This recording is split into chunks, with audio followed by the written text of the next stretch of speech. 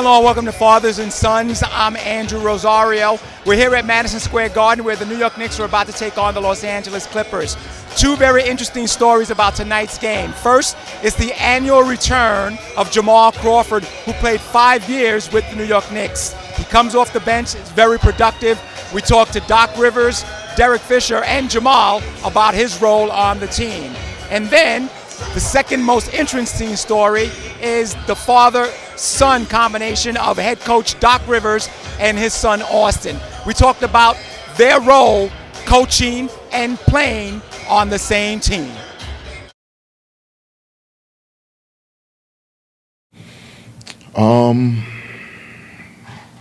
Jamal's been one of the great, bench scorers of our generation, honestly. It's his 16th season, and he's consistently provided scoring for every team he's been on, when he comes off the bench and impacts games. And so, it's not an easy role to have, but I think he's done it well for a long time. I think like any good offensive player, you just have to make them work for what they get. Try and force him to take as many shots to get the points that he's probably going to get anyway, because he's a really good offensive player. But it's just how hard you make him work to get those points, and that's the challenge when you guard a guy like Jamal. Jamal seems to have perfected coming off the bench, being productive. How has he done that? I just think he likes it. He's a great scorer, and he just likes coming off the bench. It's funny, last year and even this year, I think JJ went down, and the first call you get when he finds out JJ's down is start someone else. It's rare where you got a guy that doesn't want to start. Like he believes that he's a guy that should come off the bench, and it's probably why he does it so well. Jamal Crawford comes back to Madison Square Garden, one of your favorite places. I mean, Yes. You're a big-time player here. People remember you in your days. Talk about playing for the Knicks back then. How fun was it for you? It was the most fun I had as far as the NBA goes. I think I grew from a boy to a man here. Obviously seeing a lot of people now coming back, it's always fun. Spending almost 5 years here, the fans are like nothing else, so it's always good coming back. Doc just talked about your productivity coming off the bench, saying that you prefer coming off the bench. Not a lot of guys, would like that role.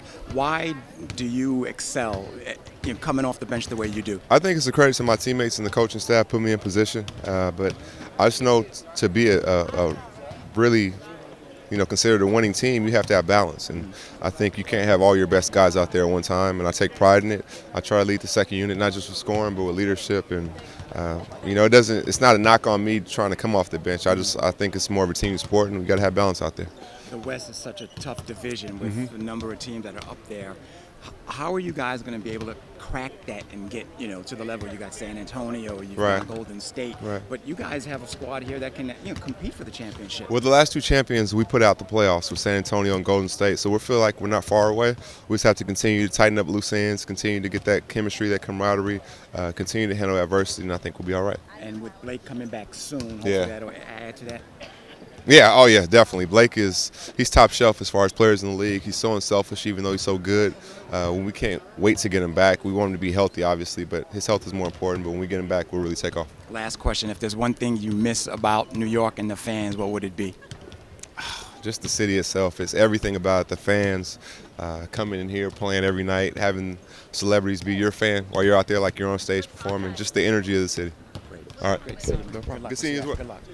What's the biggest challenge you have in coaching your son? The same one I have as he's my son. Listening. No, it's not been a challenge really. When we walk across this, he's a player, and that's exactly how I treat him. I don't pull any punches. I'm sure he probably thinks I'm harder on him because that's what any coach-father combination, that's what they all say, having read all that stuff. But I just try to do my job and make sure he does his job. Talk to your dad earlier about coaching you. What's it like playing for your dad? What are some of the challenges? Just keeping it professional. We've done a great job of doing that. Just everything's earned. That's just kind of what we go by. Is that if you earn your minutes, you play well, you're gonna play. If you don't, you don't. It's just that simple. So it's just like anywhere else, and that's how we try to keep it. Because of the father and son relationship, do you find that he might be a little bit harder on you?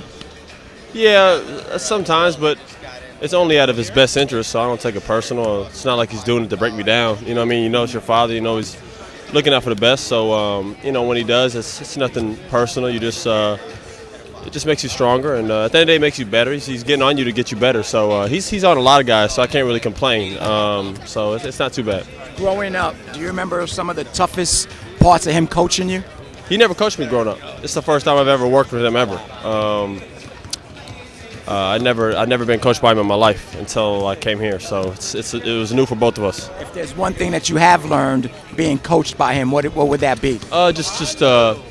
You know, don't ever take, you know, just little things for granted in the game. You know what I mean?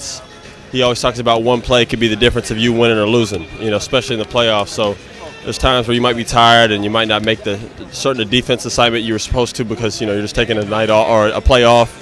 You can't do that. You know, you have to take every play serious. Those are things I've learned, just to go after it all game, every minute you're out there. Great. Thanks so much, man. Thank you. Appreciate it, man. The Knicks enter tonight's game at the 500 mark, looking to get to the playoffs for the first time in 2 years. Meanwhile, the Los Angeles Clippers are in the toughest division in basketball and hoping to go deep in the playoffs this year. For Fathers and Sons, I'm Andrew Rosario.